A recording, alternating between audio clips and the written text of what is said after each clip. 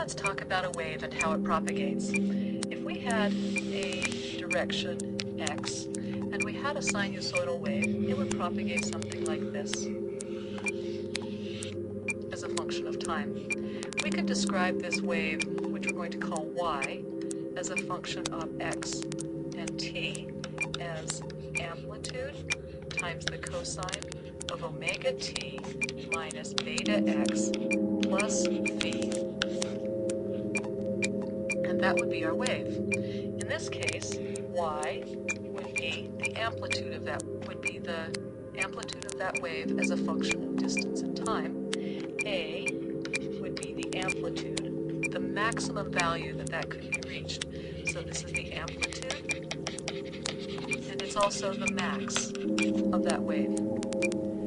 Omega is the angular frequency.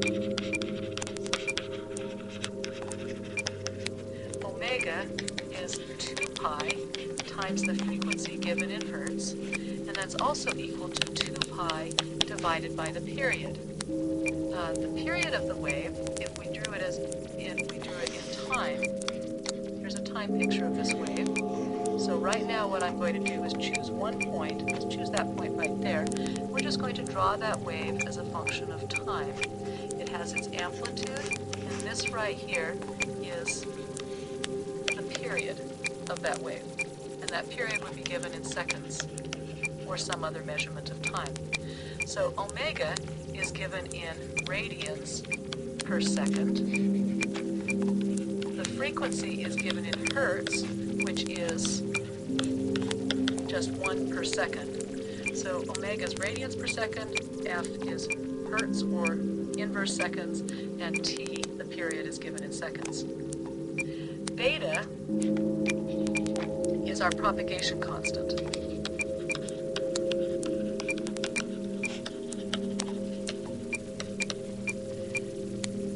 Beta is given in radians per meter, and that is equal to 2 pi divided by the wavelength. The wavelength is given in meters. Right here on our distance plot, this is meters, this represents the wavelength of our wave. So beta is radians per meter, wavelength here is meters, and beta is our propagation constant. The last variable that we have here is phi. Phi is given in radians, and that tells us something about the shift of the wave. We'll be talking about waves that lead and lag in a minute. So let's take a look at what this generally means.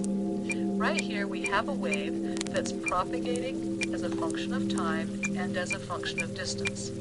The negative sign right there, that negative sign tells me that it's going in the positive x direction. If it were a positive sign, that would mean that the wave was going in the negative x direction. So we have a wave with an amplitude of a propagating with a frequency omega in the x direction with a phase of phi.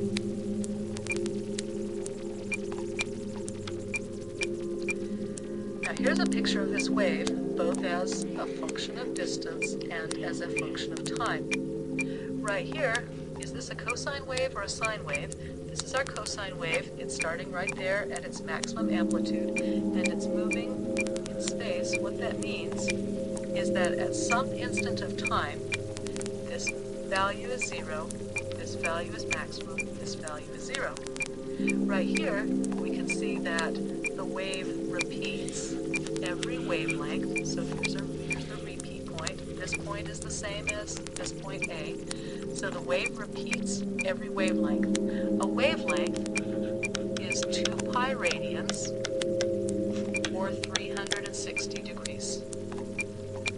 Over here on the time sample, we're going to look at this point right here, where x is equal to 0, and we can see that it starts out at its maximum value and it decreases and increases and decreases and increases and decreases. It repeats every period, and a period is also 360 degrees, or 2 pi